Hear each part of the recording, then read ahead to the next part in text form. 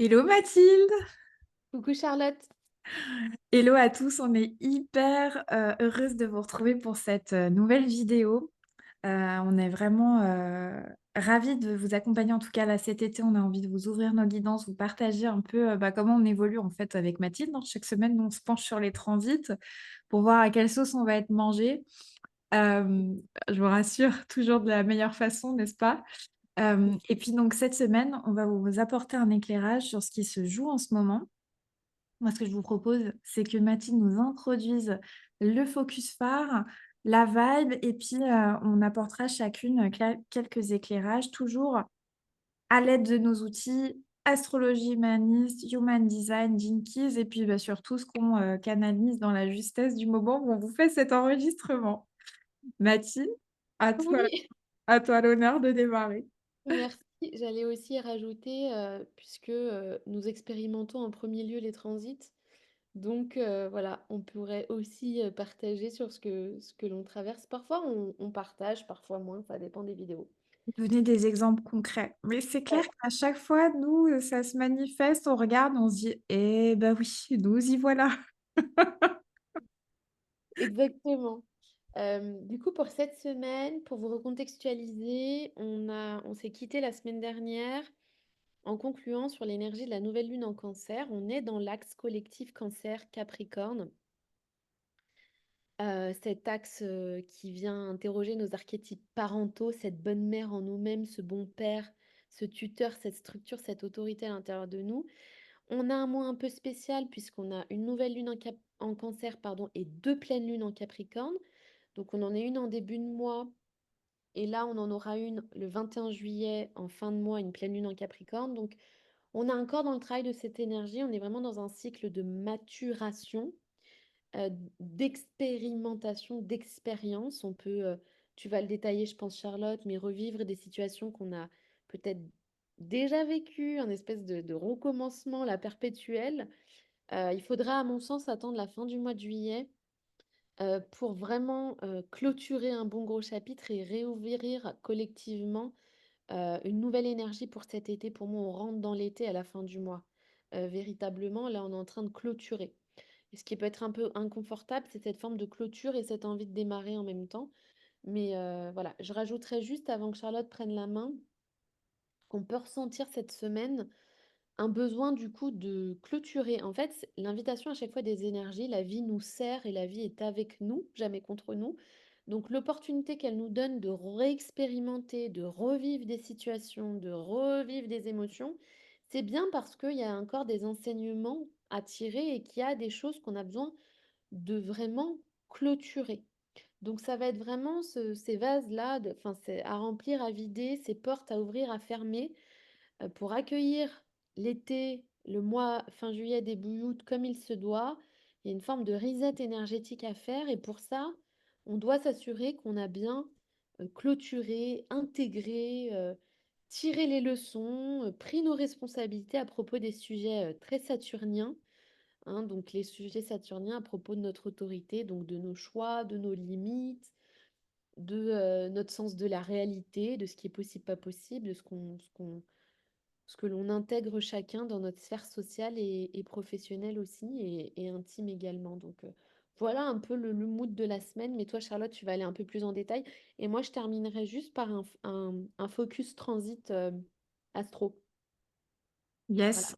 Bah, en fait, je vais venir étayer ce que tu viens de nous présenter, puisque cette semaine, donc nous, on s'est quitté semaine passée, donc toutes les guidances, vous pouvez les retrouver sur le compte Versam. Semaine passée, on était dans l'énergie de la porte 39 de la provocation. Moi, je vous apporte l'éclairage du passage du soleil dans une des 64 portes en design humain. Dans la charte, ça va être le soleil conscient. Donc, ça va être vraiment l'empreinte majeure de ce qui nous traverse. Après, bien sûr, comme en astro, on peut aller retrouver tous les placements que Mathilde vous parle dans la charte HD. Mais là, moi, je vous parle de l'éclairage du soleil, soleil conscient. Donc là, du 6 au 12 juillet, on est dans la porte 53 qui est dans le centre racine. Donc là, toutes ces dernières semaines, on est toujours dans le centre de la racine, qui est le centre de la gestion du stress, de la pression. très en lien avec notre système nerveux. Donc, j'ai envie de vous dire, les gars, on est toujours dans de la régulation au max de notre système nerveux, puisque vous pouvez ressentir en ce moment, en tout cas, moi, pour ma part, ça s'active très, très fortement, beaucoup de tension, tension émotionnelle, mais surtout tension dans ce centre racine. Donc, vraiment, je réitère pour cette semaine, on pense à bien réguler son système nerveux. La porte 53, c'est la porte du développement, c'est la porte des commencements. Donc, elle est logée dans le centre de la racine. C'est une pression de commencer un nouveau cycle, de le développer et de le mener à maturité pour le terminer. Plein de nuances là-dedans. Donc, si vous avez cette porte 53 entourée dans votre design, que la racine soit colorée ou non, c'est-à-dire définie ou non, ça va accentuer ce truc chez vous de base. Si vous ne l'avez pas, ça va venir vous donner cette teinte en plus cette semaine, hein. Toutes les portes, on traverse toutes les portes pour en tirer tous les enseignements qu'elles engramment en elles. Si en face de cette porte 53, vous avez la porte 52 qui est activée, ça va activer, d'ailleurs Mathilde, toi tu as tout ce canal chez toi, le canal de la maturation. Et c'est le design du développement cyclique et équilibré. Donc, juste un petit aparté, ces trois canaux entre la racine et le centre sacral, on appelle ça des énergies de format en HD. Il y en a trois et c'est vraiment des énergies extrêmement puissantes. Et cette énergie de format de cycle, elle s'applique à toutes les formes de vie, à nos relations, à nos idées, à nos projets, aux tendances, aux cycles évolutifs. On est vraiment dans les cycles évolutifs qu'on retrouve absolument dans toute forme de vie et d'interaction dans notre monde, hein. C'est pour ça que c'est aussi puissant. Cette porte 53, elle donne en fait le carburant nécessaire pour entreprendre quelque chose de nouveau. On l'appelle la porte un peu du start-upper. Euh, excusez-moi. Elle a le potentiel de faire éclore, de faire mûrir et d'ensemencer l'avenir. Il y a une importance capitale, ce qui va se jouer comme il y a cette pression d'initier quelque chose de nouveau et qu'en même temps, bon, hein, Mathilde vous l'a bien situé, on est dans cet axe, il y a quand même 2 pleines lunes en Capricorne, dans une énergie forte d'aller boucler des cycles, d'aller tirer des enseignements. On peut être hyper partagé, hein. Donc, il y a cette idée de j'ai envie de démarrer quelque chose de nouveau, mais en même temps, j'ai besoin, parce que c'est ça, hein, toute la sagesse de cette porte. Mathilde, tu pourrais nous en parler parce que c'est un canal actif chez toi. C'est parfois, on peut se laisser emballer dans ce truc de je veux démarrer quelque chose de nouveau, sauf que j'ai pas euh, pris le temps de bien terminer le cycle d'avant. Et du coup, qu'est-ce qui se passe quand on a envie de démarrer quelque chose de nouveau sans avoir tiré les enseignements? Bah, c'est comme ça qu'on tombe dans nos schémas répétitifs.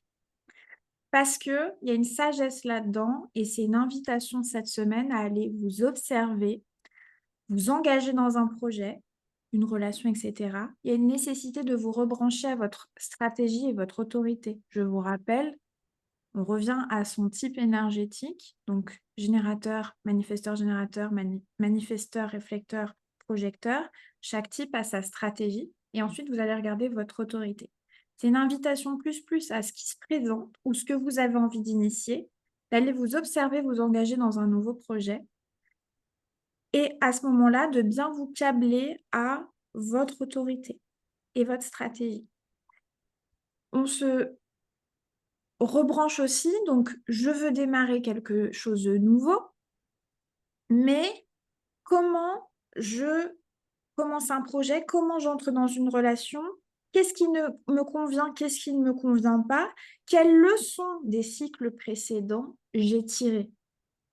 C'est hyper important alors je vous vois venir mes amis MG ou des énergies très très cycliques où on a envie d'initier plein de choses. Oui, mais je peux pas prendre le temps d'aller jusqu'au bout. Ça ne veut pas dire nécessairement de devoir tout le temps terminer ce que vous avez engagé. Je ne vous parle pas d'aller jusqu'au bout, je vous parle d'aller au bout de l'enseignement. C'est pas la même chose, en fait. Parce qu'on peut ne pas terminer quelque chose, mais en avoir tiré un enseignement du fait de ne pas avoir terminé quelque chose. On parle bien de faire le point avant de démarrer quelque chose sur, OK, comment je me réengage là-dedans? Je ne répète pas mes schémas limitant. Je vais aller aussi regarder, peut-être parfois, je vais m'engager quelque chose de nouveau, mais finalement, j'ai encore des engrammes de mes échecs passés qui m'empêchent de démarrer correctement ce nouveau cycle. Donc on est vraiment là-dessus.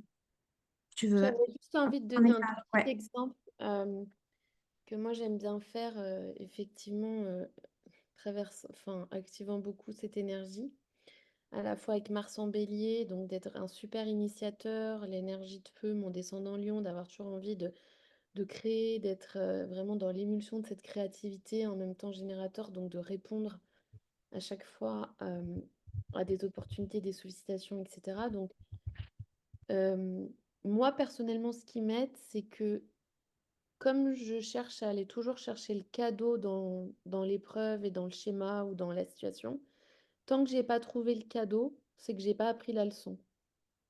C'est-à-dire que peu importe ce qui m'arrive dans ma vie, tant que j'ai pas cherché le cadeau, donc qu'est-ce que j'en fais, qu'est-ce que ça m'apporte, parce que je vous rappelle que la vie est toujours avec vous et pas contre vous, alors c'est que j'ai pas eu l'enseignement.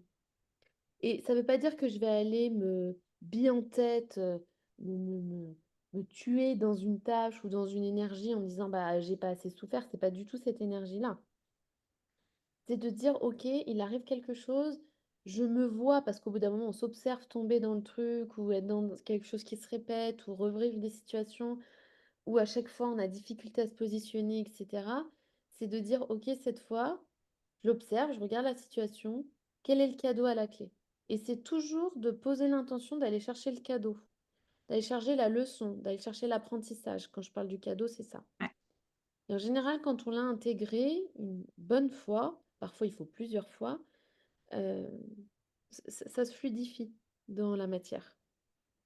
Donc ça peut être peut-être un exercice à faire pour chacun, qui, comme moi, ont tendance à être dans cette boucle. C'est vraiment d'aller chercher le cadeau. Et finalement, tant que j'ai pas retiré le cadeau de ce qui s'est passé, j'embringue pas autre chose. Mmh. Tant que j'ai pas tiré les enseignements, que je les ai pas intégrés, je suis pas déjà dans cette course-poursuite à l'après. C'est aussi ce qu'on s'offre avec Charlotte, avec cet été, je pense toutes les deux, c'est de bien terminer. Et moi, avant, je disais souvent quelque chose, je disais toujours, en plus j'ai Saturne en maison 12, donc l'empêchement à la fin de.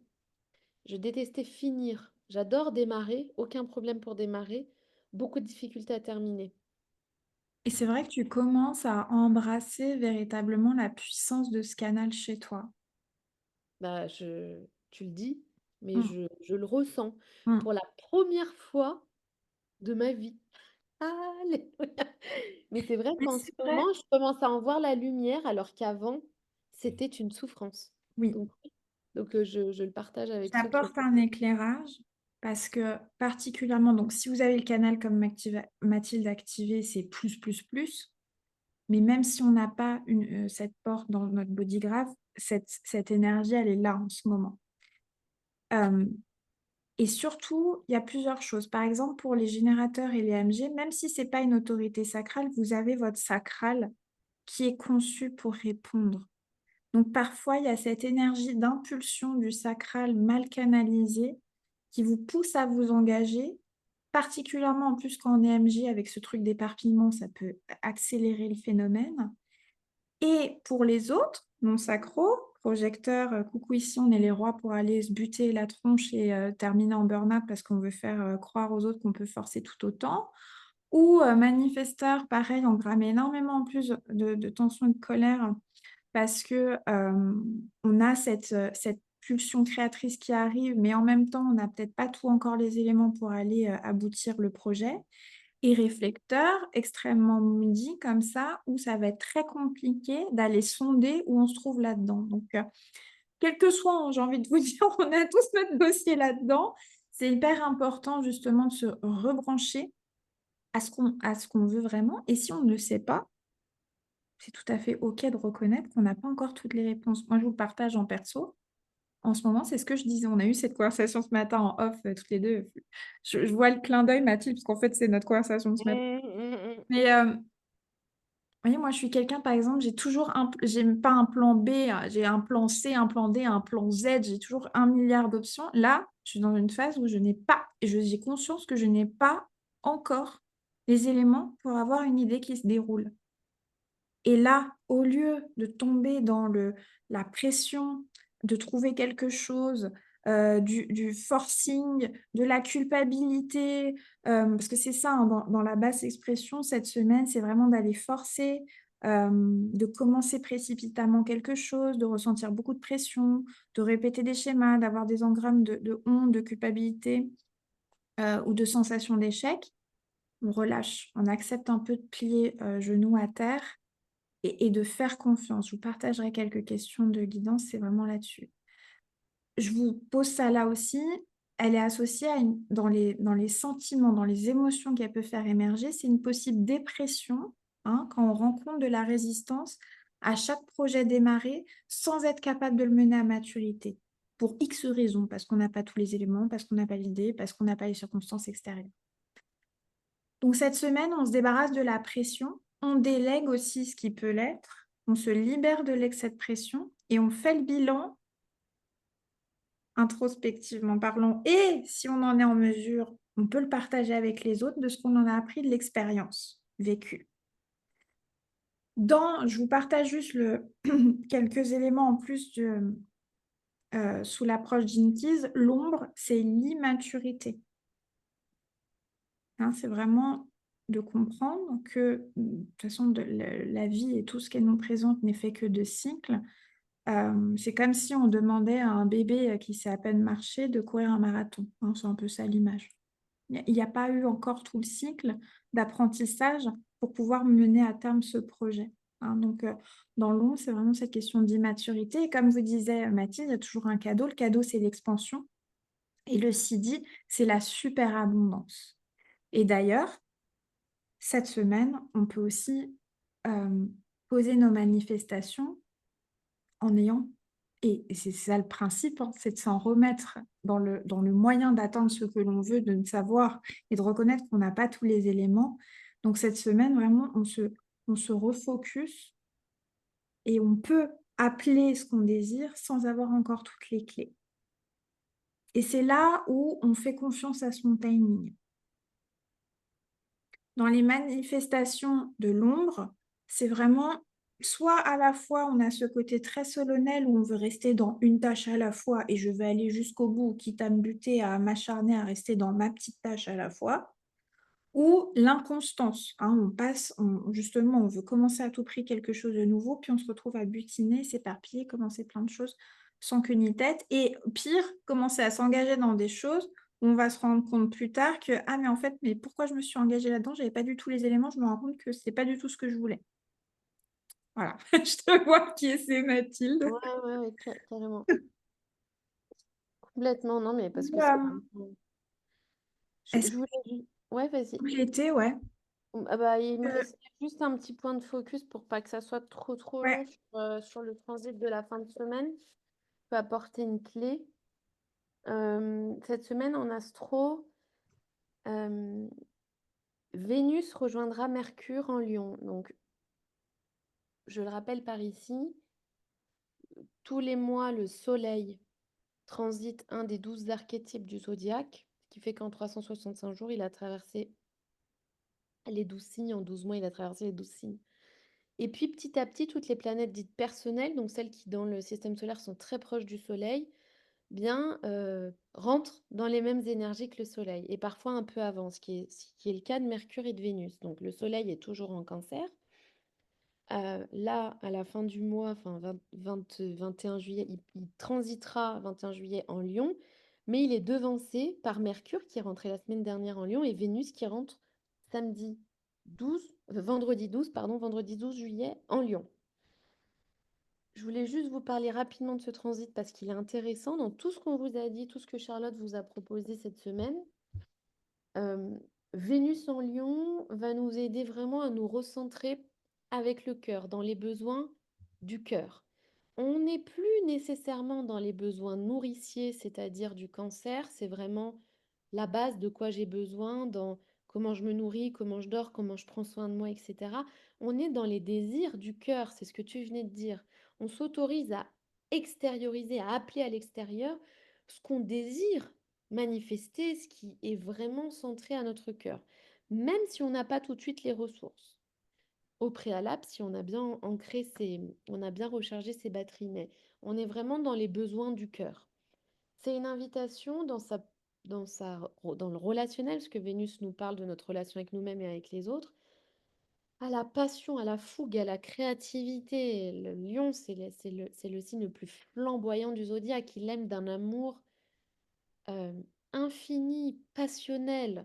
Donc c'est vraiment aussi reconnecter avec cette énergie charismatique, rayonnante, où on vient s'affirmer, rayonner. C'est vraiment, on travaille au niveau de l'aura dans ce placement vénusien. C'est aussi une invitation à questionner l'image de soi, l'image des autres, venir regarder les différents masques sociaux que l'on peut porter. On dit souvent qu'il faut faire tomber les masques pour rechercher l'authenticité. On peut aussi jouer avec les masques. Quelle est la facette de moi avec laquelle j'ai envie d'aller jouer aujourd'hui, avec laquelle j'ai envie de renouer, que Mm. j'avais laissé peut-être un peu de côté, que je ne regardais plus. C'est très favorable à tout ce qui est créatif, artistique, très en lien avec le corps, hein. Donc la danse, le mouvement, l'expression, vous allez peut-être avoir envie de vous affirmer dans votre style, de connecter à des activités, à des choses. Voilà, parfois, les placements de Vénus en Lion, le transit de Vénus en Lion, parfois on a envie de changer d'apparence, changer de style, changer de couleur, se couper les cheveux, changer sa routine make-up. Enfin voilà, ça peut être des choses aussi comme ça. Et attention à l'ombre de ce placement, ça peut être une peur de sa propre puissance, de son propre leadership, de sa propre énergie. Du coup, on ne prend pas sa place. Et on peut vivre dans une forme de jalousie vénusienne de ceux qui, eux, osent, ceux qui prennent leur place, ceux qui ont confiance en eux, ceux qui se font l'amour. Je fais un petit clin d'œil parce que j'en parle souvent. Donc, on peut avoir peur de prendre trop de place et comme le soleil est en cancer, rester dans ses peurs de l'enfance. C'est une invitation à l'explorer comment, depuis l'enfance, on a nourri notre jauge d'estime de nous, on a renourri les espaces où il manquait d'amour et comment on en jouit aujourd'hui. C'est-à-dire comment on l'exprime. Parce qu'on peut dire oui, j'ai confiance en moi, oui, je me sens mieux. Oui, mais qu'est-ce que tu oses faire maintenant que tu... Qu'est-ce que tu ne faisais pas que tu es prêt à faire aujourd'hui? C'est vraiment toutes ces questions-là qui vont être super intéressantes. Je Et je pensais, Mathilde, avec ce oui, qu'on a partagé dans notre immersion cette semaine avec les oui, filles, c'est vraiment mettre un curseur très factuel sur qu'est-ce qui vous fera prendre conscience que vous osez. C'est exactement. pas juste oui, mais quand j'aurai plus confiance en moi. Ouais, mais ça se traduit comment dans le concret? Est-ce Mm, que ça va être le jour où, je dis n'importe quoi, ça va être quand tu te peins les cheveux en rouge parce que tu en as toujours rêvé, le jour où tu vas sortir sans soutien-gorge, le jour où tu vas oser dire à un parfum inconnu qu'il te plaît. Enfin, prenez un curseur factuel de ce que cela symboliquement signifie pour vous de prendre votre place.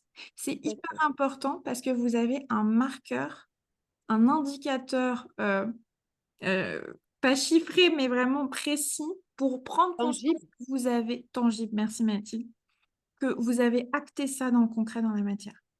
Excuse-moi, je voulais juste Ah non, apporter. mais de toute façon, j'ai terminé. Je suis tout à C'était, fait d'accord avec toi. C'est ce qu'on a travaillé, nous, dans notre immersion avec si on les embrasse les filles conseillers. qui étaient là, qui nous regardent. Je vous embrasse. Et je finirai juste par cette question. Il y a dans l'ombre, donc une peur de trop prendre sa place, parfois de mal diriger sa lumière, donc uniquement la diriger pour nourrir l'ego et pas nécessairement le cœur. L'ego est important, il est à nourrir, mais au service du cœur, toujours. En tout cas, c'est dans ce sens-là que c'est le plus nourricier, je crois. Et ça pourrait être, bah voilà, où je mets mon spot de lumière. Si vous voyez comme une boule de feu, une boule de lumière, une boule d'énergie, dans quelle direction vous choisissez de la diriger aujourd'hui? Sur quoi vous décidez de mettre de la lumière? Est-ce que c'est sur vous-même? Vénus en Lion, c'est le moment Mm.